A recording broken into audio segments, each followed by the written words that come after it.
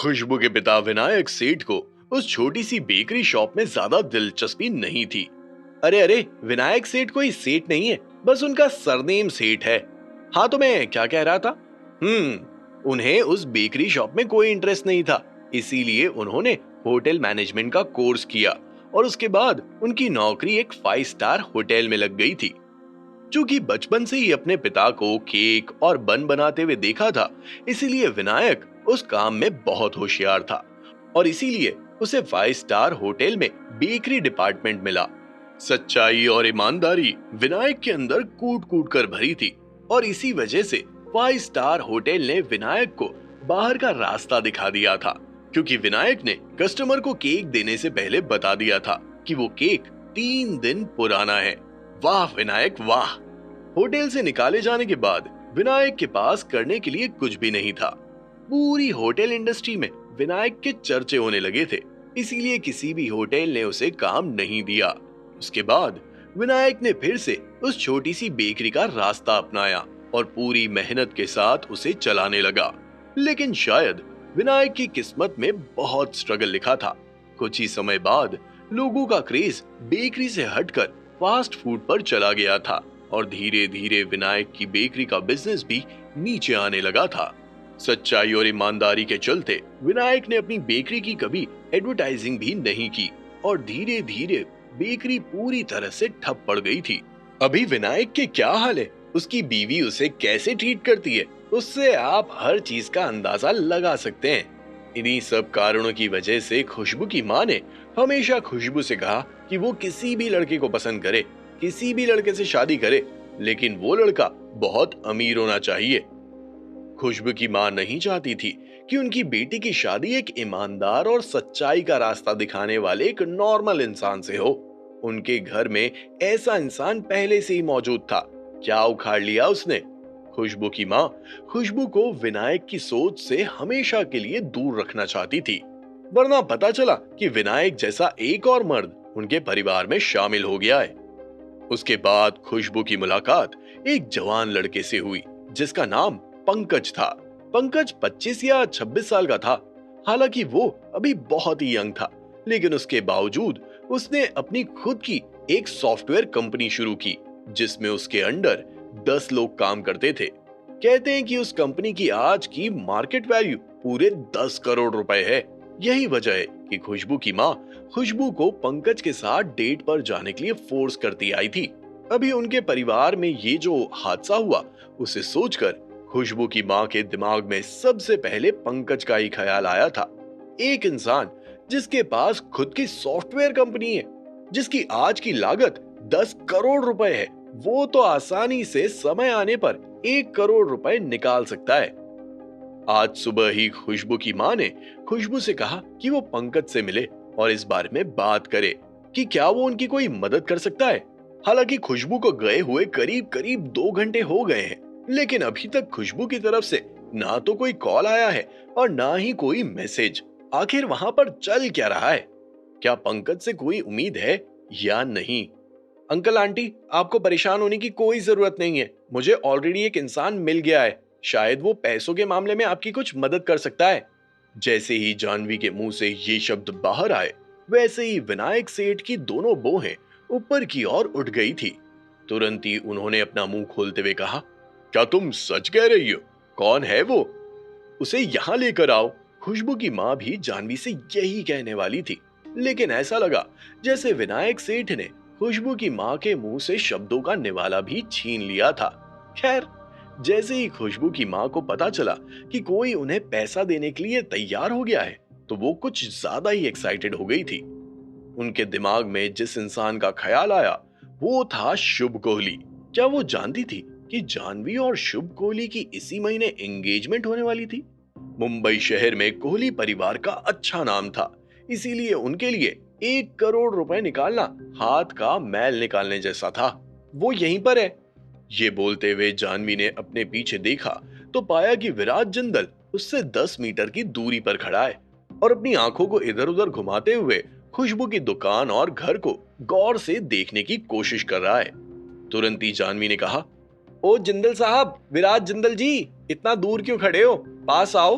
विराट जिंदल, जैसे ही खुशबू की माँ ने जानवी के मुंह से शुभ कोहली की जगह किसी और का नाम सुना, वैसे ही वो पूरी तरह से चौंक उठी थी।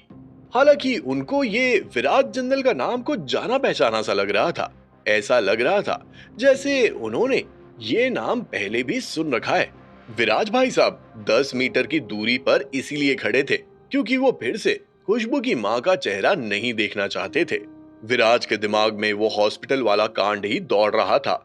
भले ही उस कांड में विराज की कोई रिस्पॉन्सिबिलिटी नहीं थी, लेकिन चूंकि अभी इस परिवार की हालत ऐसी है तो विराज उस कांड में अपने आप को ही गुनहगार समझने लगा था। वो नहीं चाहता था कि वो इस सिचुएशन में खुशबू की माँ को फेस करे। हालांकि विराज के कान में जानवी की आवाज पहुंच गई थी और इसी के साथ विराज ने एक लंबी सांस ली। खुशबू की माँ की पावर का एक्सपीरियंस विराज ऑलरेडी कर चुका था। हालांकि खुशबू की माँ विराज से थोड़ी दूर थी, लेकिन उसके बाद भी विराज को उनके अपीयरेंस से डर लग रहा था। उस औरत से डील करना विराज के लिए बिल्कुल भी आसान नहीं होने वाला था। विराज के कदम आगे बढ़ने लगे और जब विराज विनायक सेठ और खुशबू की माँ से कुछ ही मीटर की दूरी पर था, तब उसने अपने कदम रोक लिए थे। विनायक सेठ विराज को नहीं जानते थे। उन्हें लगा कि विराज जानवी का दोस्त है और दोस्ती के नाते वो उन लोगों की मदद करने आया है। ये सोचकर विनायक सेठ के कदम तुरंत ही विराज की तरफ बढ़े और उन्होंने मुस्कुराते हुए विराज से कहा, थैंक यू सर, आप हमारे लिए यहाँ आए। आप जो कुछ भी हमारे लिए कर। इससे पहले कि विनायक सेठ अपनी पूरी बात खत्म कर पाते, अचानक से उन्हें पीछे एक जोरदार आवाज सुनाई दी, विनायक चुप हो जाओ। जैसे ही विनायक सेठ ने पीछे मुड़कर देखा तो वो पूरी तरह से शॉक्ड रह गए थे। खुशबू की माँ की आंखों में विराज के लिए गुस्सा और नफरत साफ साफ देखा जा सकता था। किसने कहा तुम्हें कि ये गेस्ट है? विनायक, क्या तुम्हें पता भी है कि आज हमारे परिवार की ऐसी हालत क्यों है? इसमें ना तो तुम्हारी कोई गलती है और ना ही मेरी। तुम इस कमीने को पूरी तरह से ब्लेम कर सकते हो। ये ही कल्प्रिट है। खुशबू की माँ के मुंह से निकले शब्दों को सुनकर विनायक सेठ कुछ ज्यादा ही कंफ्यूज्ड नजर आ रहे थे। तुरंत ही उन्होंने अपना मुंह खोलते हुए कहा, क्या ये लड़का यहाँ पर पहली बार नहीं आया है? क्या तुम इस लड़के को पहले से जानती हो? मैं इसे जानती हूँ, ऑफ कोर्स मैं इसे जानती हूँ। अपने दांतों को पीसते हुए खुशबू की माँ ने आगे बोलते हुए कहा, ये खुशबू का क्लासमेट रह चुका है और इसी की वजह से मुझे हॉस्पिटल से बाहर निकाला गया है। इसकी वजह से? खुशबू की माँ की बात सुनकर विनायक सेठ स्टन रह गए थे।